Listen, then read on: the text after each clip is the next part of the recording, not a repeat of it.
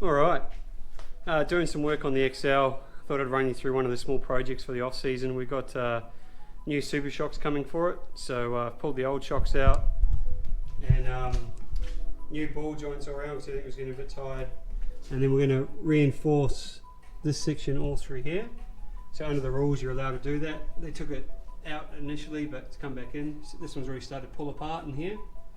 So it's just one of the things that happens. It's pretty important because this is your front lower control arm mount, and all the weight of that front end's hanging off this. So all you do is basically stitch weld all this back up, bang that back up, stitch weld all this and that bracket out, and you're good to go. So we're going to give that a go and clean it up and give it a coat of paint. We're also going to fix the exhaust up on this thing as well and just get it ready to send it for the season. So job done. Welded all the seam out, welded underneath. It'll stop pulling away now. Painted up with some primer, edge primer, and then a bit of black over the top so it all looks like new again, doesn't rust. I'll just jump under and I'll show you from the back side of what's the most important bit around there. So I've just jumped under the car. I'll quickly show you what I think's kind of important. Ignore my welding. I'm kind of new to TIG welding and I just didn't really get this clean enough.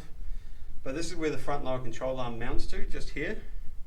And there's only a couple of spot welds and this corner tears out. So I've started to split the seam there and this corner tears out. So a couple of tack welds there, grab one back there where I can clean it, and around here, and I've also come under the back side of this mount. So yeah, it's just, we're allowed to in the rule book. It really reinforces this section because your lower control arm sits out in the breeze here. So it's just one of those must-do things with an XL really. Or just do really good maintenance, keep your eye on these brackets and stuff. But yeah, literally it's got two little spot welds there, that tears, all that weight hangs on this and it just pulls away. Factory welds, they're as cold as, so yeah, just one of those, another job out of the way, ready for the new season. So a little bit darker over this side of the car, but got the passenger side all done. The welds came up a little bit better, just because I took a little bit more time cleaning. So all stitch welded around there, underneath, and all around the other side underneath like I showed you before. So yeah, generally just pretty happy this little job's done and got to bust the TIG welder out.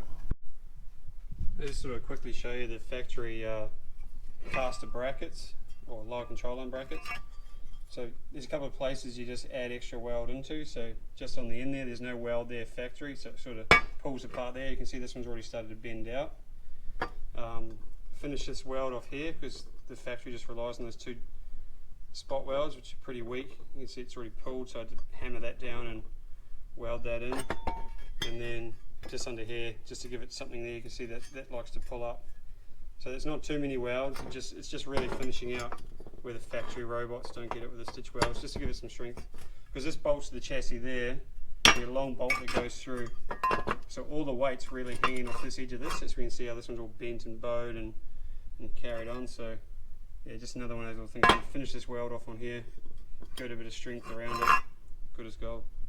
All painted, all back together, shocks are in, good as new, ready to go. Hopefully got some testing at Collie soon with it, so be good to see where we're at. Just another one of those little jobs which doesn't really seem like too much, but makes a bit of a difference, especially in the longevity. If you're going to keep a car for a couple of seasons, kind of really important to do. And then, you know, whoever gets this car after me, they don't have to worry about those seams pulling apart in that front chassis, and just another one of those good little jobs to get done.